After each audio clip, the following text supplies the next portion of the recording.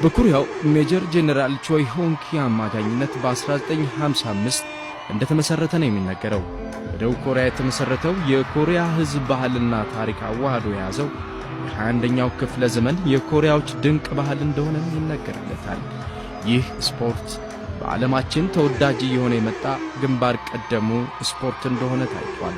በማንኛውም ዕድሜ ክልል የሚገኙ የሰው ልጆች ማዘውተራቸው ደግሞ የበለጠ ተቀባይነት እንዲኖሩ አድርጎታል።